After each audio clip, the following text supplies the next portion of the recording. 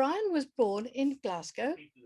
He lived in North London for many years, and now he lives in East Sussex, where he's known as the Beach Bard of St Leonard's. In London, he was active in a range of writers' groups, including Camden Voices, Vertical Images, Islington Poetry Workshop, and Word for Word Writers' Group. He's presently a member of Shorelink Writers, Words for Wellbeing Writers Group, and Hastings Stanza Group. Brian's given readings all over Britain, Paris, New York, San Francisco, as you see in his background, and Austin, Texas.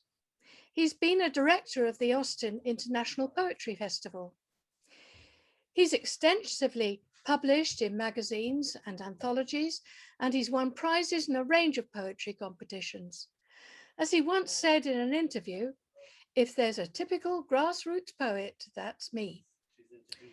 Brian has been described as a Glasgow Irish post-beat poet for the new millennium, and his work is noted for his blend of politics and social comment spiced with black humour. Now, so without any more from me, I'm going to ask Brian, please, would you like to start your first reading? Brian's going to read 3 sets, and we have sets from Catherine and Anthony Mayer, Catherine Southworth and Anthony Mayer in between. And so we're going to ask Brian to start, please, first. Thank you, Janice. I think I will start by thanking Janice for doing such a superb job of publishing the book, which I am delighted with. I'm also very happy that my friend Kate Britton from Shorelink Writers allowed me to use her artwork. Again, very happy with that. These poems were written between around February 17 to about June or July 2019, so almost all written in Hastings, the odd one or two written in other places. Quite a few of them are ekphrastic poems, so you know they are responses to artwork, quite a bit of it work by Hastings artists, which I encountered in the Hastings Arts Forum. So I will start with a response to a painting by Don Timmins called Coffee and Cake, which I saw at the Arts Forum. So my response to Don is slow dating. Mermaids' perfect and beautiful power means they have no need to make deals with the mundane world. They take what they want on their terms, ignore the rest. So here she is on the rocks at low tide, entertaining her latest young man. There have been so many, she thinks he is Tom, turns them all into Toms. Tom thinks he is here for tea and cake, possibly imagines he is in a cafe on St Leonard's seafront, maybe Casa, but she knows exactly where they are. She has done this after the new moon for 400 years. They all merged into the same man long ago, but the 4 p.m. ritual remains unchanged and perfect. All Tom knows is that she is green and silver and beautiful. He would take off his clothes and run into the sea if that is what she desires. She might. Or she could make herself invisible to him, leave a sliver of pain in his heart, leave him looking with longing at every woman with green hair.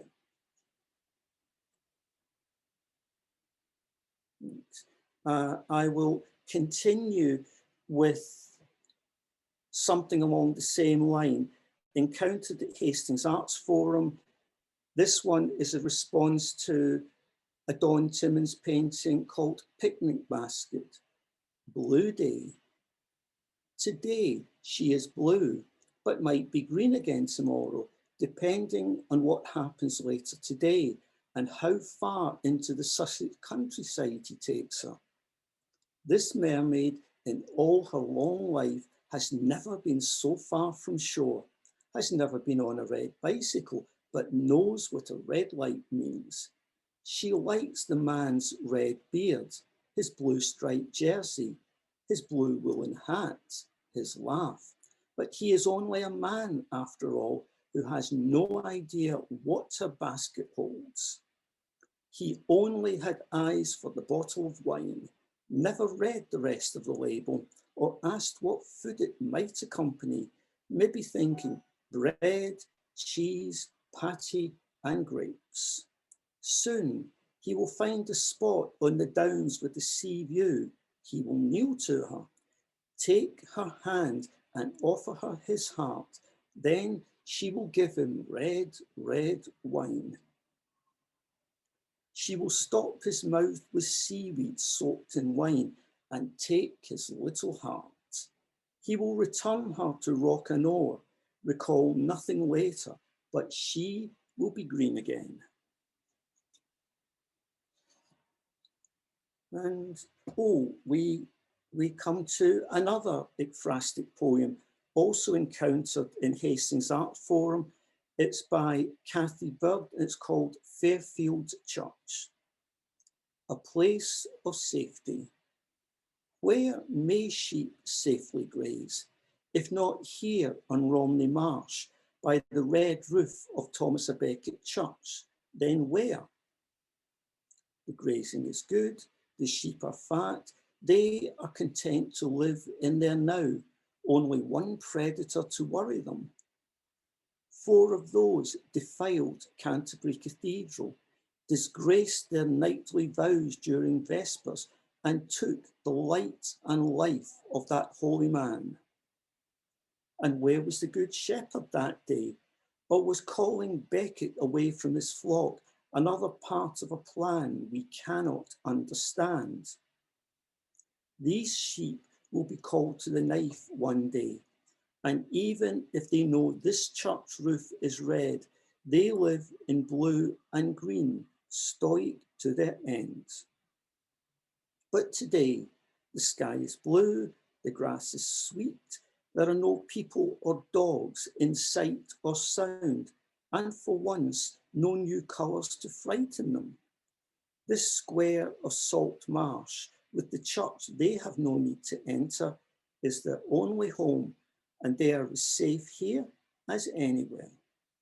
Tomorrow might be different.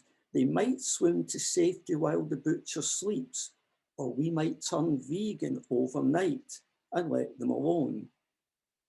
We are all beasts in the eyes of the Lord. And if life on this planet is a theatre, let us be better next time by acting with love.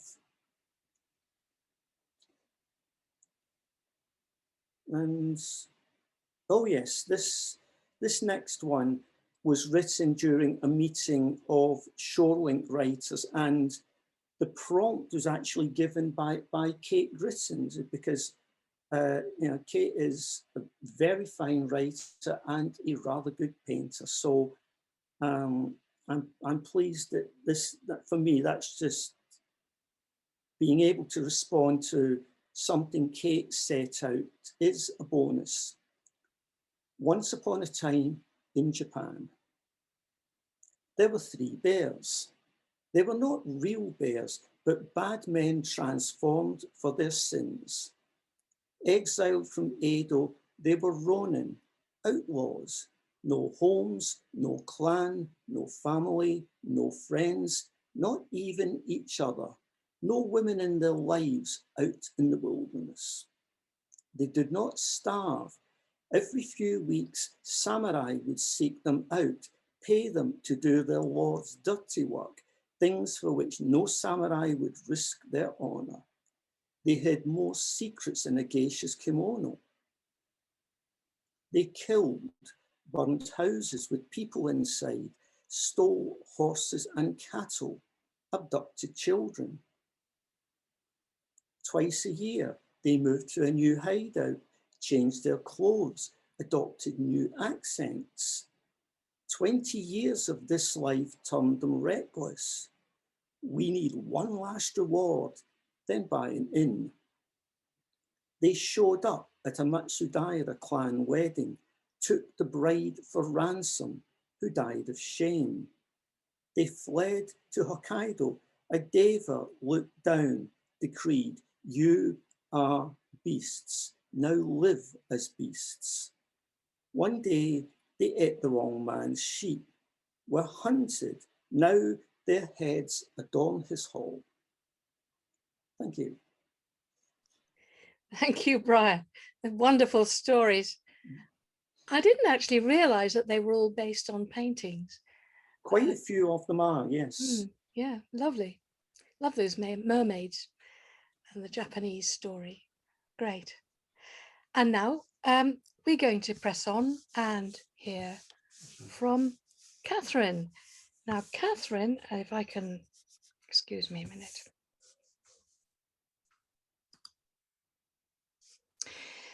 Catherine Southworth was born in Blackpool, in Lancashire. Now she lives in Prinknash in Gloucestershire. She was a founding fellow of the English Association. She was head of English and Cultural Studies at the University of Wolverhampton, and she held senior management posts there and at Newman University. She also worked for the Quality Assurance Agency. Her first collection, Someone Was Here, was published by Indigo Dreams. In 2018, we had the pleasure of publishing Wavelengths, a pamphlet Catherine wrote in collaboration with Belinda Singleton. And in November last year, we published Catherine's pamphlet, No Man's Land. So here's Catherine Southworth to read for us. Thank you, Catherine. Thank you, Janice, and thank you very much for inviting me. Thank you very, very much, Brian, and I hope everyone's enjoying the evening as much as I am. I'm going to start with two poems which I hope will form the basis of my next book, which I'm going to call The Coping Stone. It's about our relationship symbolically with walls. So, walls. After Kathy Galvin. First, the four walls of my bedroom, just a few feet apart. Walls I couldn't name yet, beyond father, mother, sister, me. Then one dropped away. The perspective widened. A larger window, patch of floor. I loved my new walls, lined them with sunflowers, welcomed in the dawn light. Took them away with me. Then dispensed with all that, or such was the intention. But walls can't be shrugged off, have this way of installing themselves again. Walls of gender, religion, generation, education, political affiliation. What would we be without our walls to hold us in, our hardening arteries? And the second wall poem is actually fresh off the press. Pinning, Ledbury Poetry Festival 2021. Poets and listeners in person coming together for the first time in a long time, to the accompaniment of hidden swifts screaming, poignant moments suspended each quarter for the church tower's bells. Counting out the chimes until the words resume, I look past the scaffolding to ironwork on the old tower. Anchor plates shoring up the crumbling sandstone walls where buttresses buckled under the weight of centuries and presumptuous ambition. These have crosses for decoration. Elsewhere it might be roses or acanthus gracing their settings, concealing the remedial rods that, unlike the pins in needlework or lace making, will be here for good, or a good while, until the next last-minute rescue. And the poets work their own acts of restoration, old habits, lost relationships, ways of feeling, pinning down with words what otherwise would be gone as if they'd never been. Voices hanging between the angles of the walls. Audience and performers held in a silk thread of connection, caught for this hour of summer afternoon. When I moved from North London to Gloucestershire, I started remembering parts of my childhood which were nothing to do with country, but nevertheless spoke to my new situation. This is about a magazine which I used to read when I was little and is still being printed, The Countryman. Beginning in a time before the Archers, a century near enough, of green covers, that miscellany of rural life, the agricultural calendar, long summers and lost childhoods. My father had his shop order it in. Was it nostalgia for his early farming life? Loyalty to that competition medal in the drawer given for identifying birds and trees? Or only a soft townie's yearning for fields and hills and streams? Dream of our collective, half-remembered past, ancestries ago. And what inheritance drew me back then, in that time between Bunty and Jackie, to simple drawings of sheep among the fells, the skill of weaving baskets, how to make flitches. An imagined day out in the country for us who didn't even own a car, the glamour of a life elsewhere beyond the privet hedge, of more exotic wildlife than caged rabbits. Or recognition, half understood, a law irrelevant to my daily life, beneath today's lifestyle magazines, argers in every colour, something handed on. Shire horse massive in imagination. And I end with two poems from that Dempsey and Windle pamphlet, No Man's Land. These are also Gloucestershire poems in their way, because they're about Ivor Gurney, who was a composer and poet who never really left Gloucestershire in his imagination, even when he was fighting in France in the First World War. What shall please the wind? We are making a new world on the Somme, for order, peace, and freedom to break through. But what shall please the wind now the trees are gone? Fritz will bury Tommy when he's done. He'll mark him with a cross, give him his due. We're making a new world on the Somme. But where did the wood to make a cross come from? Here, where the plains are splintered and askew. Oh, what shall please the wind now the trees are gone? Those planks the soldiers walk upon are numb. Those beaches that once on Crickley blew, for we are making a new world on the Somme. Where men can sing free as larks when war is won, and all the promises of peace made true. But what can please the wind now the trees have gone? The blasted trunks gesture to the sun, as if the heavens could be appeased and wooed. We are making a new world on the Somme.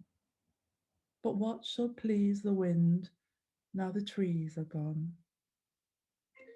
After the war, Gurney suffered from a really complete mental breakdown and spent the rest of his life in mental hospital, where he was visited by the great and the good. And among those was the widow of Edward Thomas, the poet, who was a hero of Gurney's.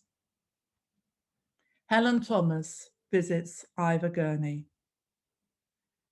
He met me in pyjamas and a dressing gown. but there was nowhere in that bare room to sit down. I put my flowers on the bed. No vase, glass or pottery shards can sever arteries. He liked the pretty hat I'd chosen specially to wear and stared directly in my face as if he sought a likeness there to my dead Edward. Let us talk of him, I said. In the common room was a piano and Ivor played, but none of the men who sat around, eyes bent upon the floor, gave any sign they heard. He wouldn't go into the garden, that travesty of countryside. If only he were let out his Gloucestershire for an hour's happiness. What if he did end his own life after that? So next time I brought Edward's Ordnance Survey map, and Ivor trod those lanes and villages again, with finger walking down each track. Better than ever we sane could imagine them. Wandering the hills beside my husband, though they had never met, and Edward brought back to life for him and me. Thank you. Thank you, Catherine. Those last two poems were from No Man's Land, weren't they? Lovely. Thank you. So we're back again to listen to, I don't know if it's going to be more mermaids, but I think not. Brian, would you like to read for us again, please? Right, it might help. That might help. Ah, good. Yes. Thank you, Brian. Thank you, Janice. This time round, I will start with the title piece in the book, which was, it came out of a writing session where the prompt was unusual weather. And this was what I did with that. The view from the villa Delirium. Was it really 1973 we were lost in Tangier on a flat roof at midnight, early December, not Kerouac's Villa Munira, but our very own Villa Delirium, full of posh expats, Vietnam draft dodgers, smugglers, trust fund novelists, people we knew better than to even look at. A full moon backdrop to someone's radio or record player, or a hidden presence playing live, the soprano sax's Berber wail, our soundtrack, plates of fish tagine, bottles of Casablanca beer to hand, what might have been a piano somewhere, or just in my head, my heart miming a bass guitar. Realizing very slowly that we had lost the moon. The night was no longer dark, a shifting curtain falling over us. And yes, it was snowing in Tangier, not just over our lone rooftop, but everywhere. A special gift, even though we had seen and felt snow, but especially for children of all ages here, who had maybe seen snow on TV, but not for real, had never felt really cold air in their lungs or on the face, never scooped up a handful of fresh snow or tried to dance on it.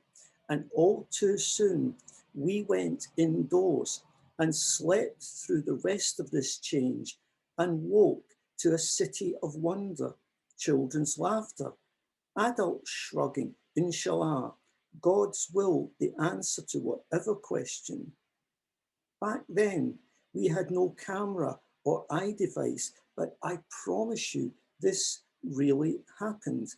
As if Tangier had been translated to the Atlas Mountains, or the mountains had come to Tangier.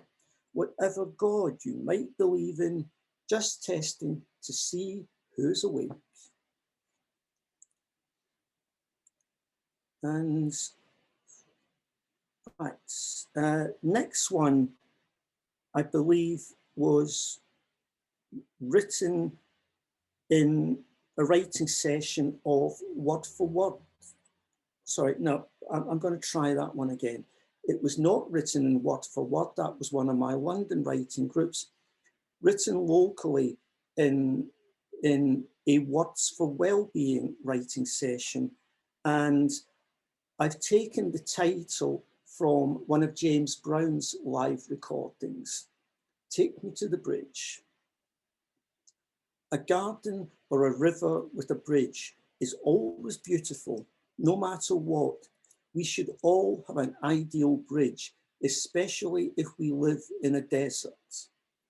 A bridge Monet could have painted, and perhaps did, if this is his garden in Giverny, or an ornamental bridge in Kyoto made famous by Hokusai.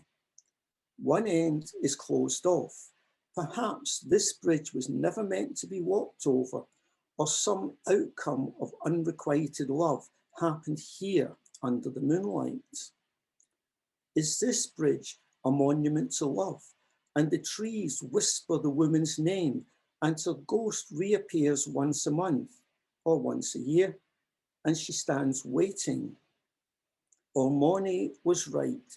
A bridge is just a bridge and has no more meaning than any other arrangement of lines, planes, and masts, never to be walked on, never to be leapt from or rowed under.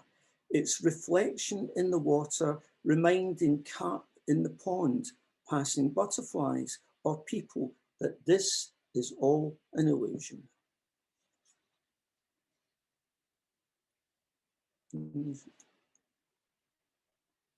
Oh yes, this next one came from a writing session where we had been told the previous week to bring in a photograph. So I brought the photograph when I might have been about 8 years old, and the poem is called Zorro. It will be 15 years or so before the boy in this caravan site photo learns any Spanish. Won't get much further than otra cerveza, por favor, in Torremolinos and Barcelona. But on this day, he does not know that Zorro means fox in Spanish, enjoys the TV show or Saturday cinema in Glasgow for the action, the dashing man in black outwitting enemies. Not knowing that the California he will grow to love in the 60s was still part of New Spain before Mexico won independence, that some people might call Zorro a terrorist. He has a plastic sword, rides a red bicycle, has never heard the word vigilante, perhaps compares Zorro to Robin Hood, knows who has right on their side. There are no Irish rebel songs sung or played in his or his grandparents' house. He has seen or enjoyed the parades, knew better than to go home and ask Daddy, what's a Fenian bar steward? And now he is a long way from Glasgow, says to anyone who asks, would you return? The climate would kill me. Some things don't change, even if the darkest days are past. Let's make sure. Right, where are we now? Oh, I think we are going to go to Texas. Right, this next one has an epigraph from Paul Dirac. Pick a flower on earth and you move the farthest star. The bluest flower. That was how the Gaia hypothesis was explained by a star pilot from Proxima b who crashed near Roswell and lived to tell his tale to me. He thought he was talking about the mathematics of gravity, but after a few beers and 2 burgers, I knew better. Then the band started playing. By the time they played the Tennessee Waltz, he was weeping into his beer and turning it blue.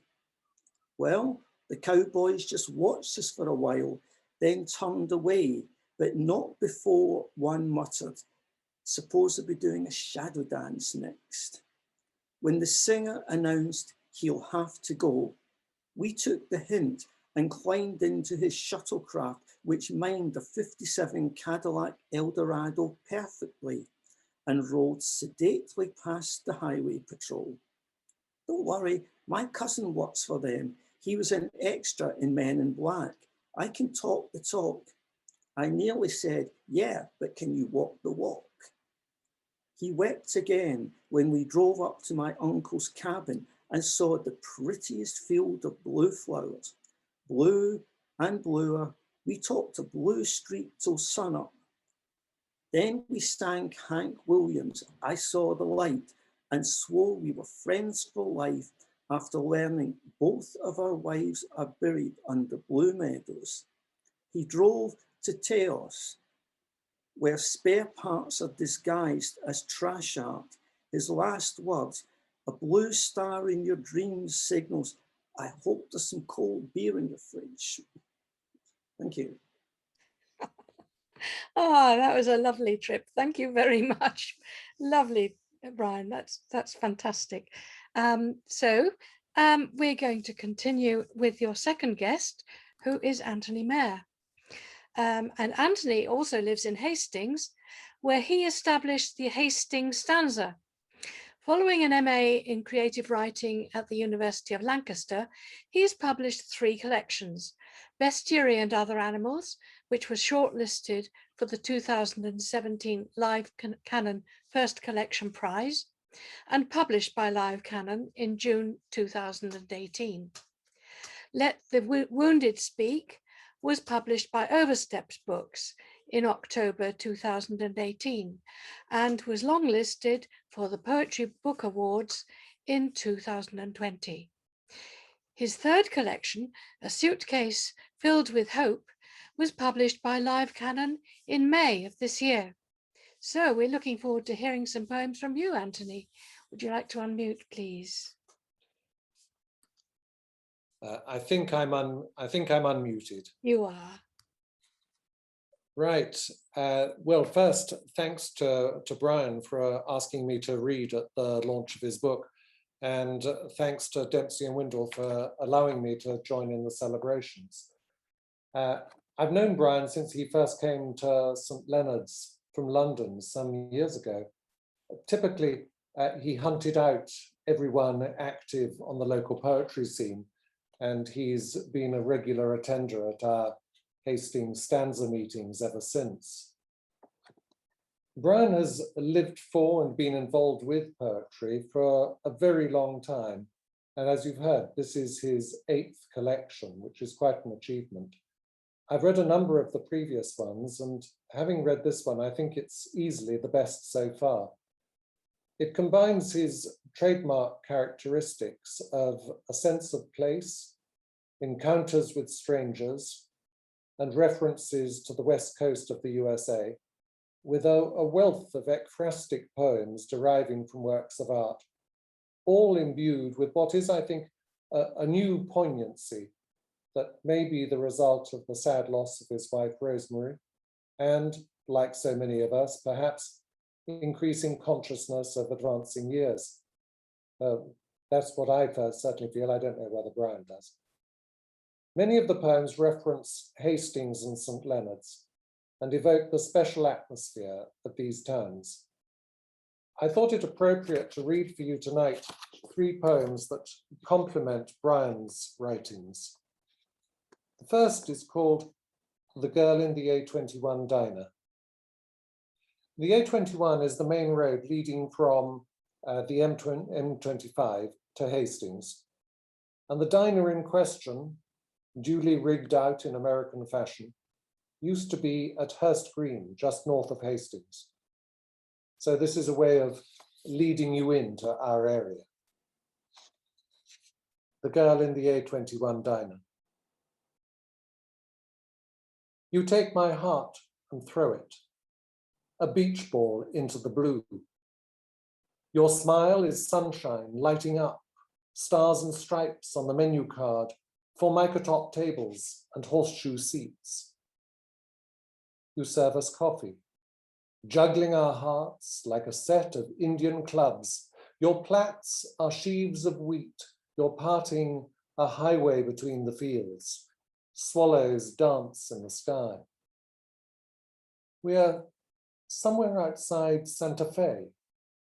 Any moment a truck will pull in, a rumbling giant of chrome and steel, and hiss to a halt beside the Cadillacs. But it's June in Sussex. And outside, the Albanian lads are hosing down cars. Sprays of water hang diamond strings round the morning's neck. And the lads sing songs from their native land as they wipe the paintwork clean. May things always be like this. Summer sunshine on the cheek, a man's voice singing through splashes of water, ripples of laughter in the air, a tang of coffee against the tongue.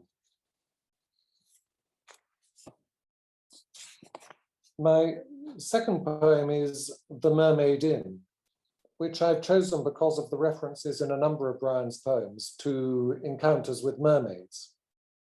The mermaid in this poem is possibly more sinister. And in case you're wondering, there is no Mermaid Inn in Hastings. The Mermaid Inn. In the Mermaid Inn, an accordionist is playing Les Flonflons du Bal. His fingers as green as the barmaid's scales. Edith's white face hovers in exile. No sadness now, with a party next door, and c'est chacun pour soi. When he stops, pumps thud and measures click. Scotch floods over ice like flame. In the Mermaid Inn, they give us masks, like Harlequin or Pulcinella. Our smiles are fixed. The accordionist plays. This time, it's a drinking song, and we raise our glasses, hoping that joy's infectious, while the barmaid laughs with eyes of stone. Her fish's tail coils out of sight behind the bar. Alcohol smudges our sight with warmth. In the Mermaid Inn, time's lost in liquor that burns our throats with truth. We're dervishes glimpsing Valhalla, touching its stone with our fingertips. Its brightness seems familiar. But at closing time, when music stops and lights are dimmed, we can hear waves crash on the nearby shore and fishermen shout as a boat goes down.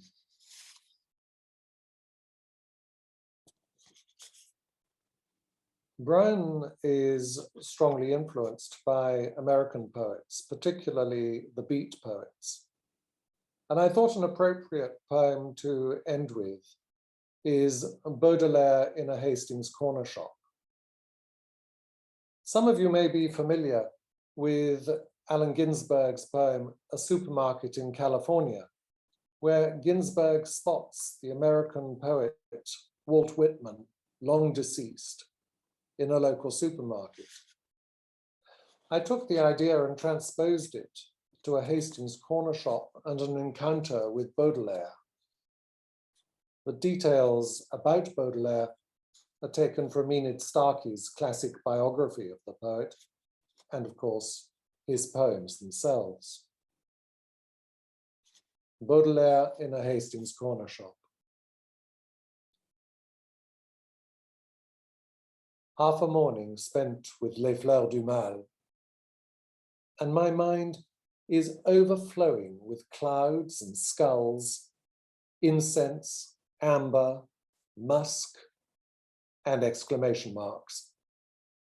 Now here you are, staring at bottles to find your favorite cognac while the locals drop in for a lottery ticket or some cigarettes. I wait behind you with my liter of milk and packet of Oreos. You stand out in your tailored coat with its threadbare collar raised.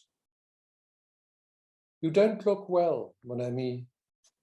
Your eyes are bloodshot, and your ivory skin is pining for fresh air. But your nails are trim, and the hand fumbling for change is spotless, apart from the giveaway ink stain. I'm too shy, too English, to introduce myself, and you're more concerned with Yasmin at the till. But I'd like to get you a detox and tell you how you could solve the problem of your creditors. You know what, Charles? I've a secret fantasy of seeing you ride an electric scooter, glide along the front, healthy, sober, debt-free. Of you shouting, "Fuck the lot of you," as the sun dances over the water and kisses your cheek. Of moving you out of your dingy room with its spiders and grubby nets, to our beach hut in Bexhill, where you'd work through your pile of dog-eared proofs and learn that happiness can be now. Even though, as I watch you trudge back up the road to what's home, I know it won't happen. The last page said it all. It's time for death to raise its anchor and take you to some distant, unknown land and something new. So I go back, prepare my coffee, and think of the albatross you wrote of, brought to earth. The giant wings, now useless, hobbling its walk. Thank you again for letting me read, and I hope everyone enjoys the view from the Villa Delirium as much as I have. Thank you very much, Anthony. Oh, I love that poem about Baudelaire. What a wonderful idea. It would have, of course, Les Fleurs de Mal wouldn't have been the same if he'd done that. Never mind. It was a lovely poem. Thank you. And now we're going to have a last set from Brian. Brian, are you ready to read now? I am indeed. Great, So, thank you. thank you to Anthony. And I'm going to start this set by reading something written at the Torbay Poetry Festival. And I think Anthony and I may have been in the same session. So this is called Stepping into Autumn at 65. A time of new beginnings, a time for journeys, a chance to meet new people, discover new places, store up memories to get me through winter. I have just returned again from San Francisco and know that I can never live there now, even for say 7 years, because I am afraid, as I have never been before, after seeing my father lose weight and muscle tone, so that a short walk to the pub was almost too much. Then Alzheimer's kicked in hard and sudden. This biggest and strongest of men became a shadow who had to ask my mum, who was that guy with the beard who was just here? And who asked me on the phone, how's Rose? Forgetting that she is gone. And I do not want to toboggan down that slope into darkness. When my GP asks about our family history, I remember my Nana went the same way. I wonder how long my autumn will last, where I will spend the last stage of this journey, and whether it will matter if I know anyone there or then, and whether anyone will know me. In the meantime, this moment is all there is, and the weather is surprisingly good. Okay, I will continue with another poem written at Words for Wellbeing. It's called Guiding Star. Yet another sleepless night, and you looked out on the pole star's silver wheel. For once, you were not afraid of the dark or bothered by the cold, and you thought of the blood-red wolf moon that you had not stayed up late enough to see for yourself. But now you wondered if that moon could be your new guiding star, never replacing the pole star, or perhaps only on nights like this. But the idea of this unique moon that only you or like-minded people could hold in your heart would warm you on the darkest day, and you could keep moving forward, not even with any goal or aim in mind. And even if you were just sitting in your chair, looking out to sea or watching TV, no need to do anything, your mantra for today. You have food in the fridge, your home is warm, you have friends to meet later or tomorrow, when so many people have none of these things. So maybe the days you feel trapped in your home or stranded in this town will be over soon, and you might be ready to let whichever guiding star shines for you guide you on a new path. Okay, I think we will go back to America now. This next poem has an epigraph from the Bay Area poet Robert Duncan. Man is true, immediate, and in immediacy, man is all animal. In the moment. It sounds as if Dionysus has won the eternal argument with Apollo. Just do it is much too simple. Someone has to check the brakes and gas up your Harley, or you won't be heading down Highway 101. Or maybe might not take that bend, and you could wake up in ER or your next life. But yes, there is a moment you must be in, just waiting for you to fill it and move on into the next one and the one after, till you meet your brothers and accept a cold beer and a plate of food, some music to dance to and a friend to embrace. And that is now, and that is eternity. What more could you ask? And if Dionysus and Apollo wants to step outside, that's their business. You have the beer, the food, and the moves. Oh, last one. This is a response to a poet I was introduced to called Mary Makovsky. Her piece was called Planting the Meadow. I wish, she said, you were a gardener.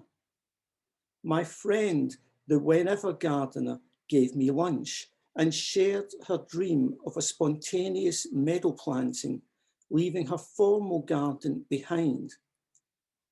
I wish my dreams were this beautiful, but I still love to visit formal gardens with no responsibilities or duties. Perhaps these gardens were attached to a Palladian villa, sustained by money that came from Venice originally, or were the private part of an estate in the antebellum South, where the stain of slavery is almost erased, and visitors or guests can enjoy walking through the garden or grounds at minuet speed. The modern world, a few minutes away, but distant till we reach the gift shop, then the car park. But meanwhile, let us enjoy the variety of plants, herbs, and trees living in fellowship today, who would have been strangers once, competing for water, minerals, light. But now they have no need to do so, example to us all. But a bygone hand brought them here, and other hands maintain the balance and order today. Chance is not accident. Weeds need not be strangers here. The sundial sends its shadow round the borders and never pauses or looks back.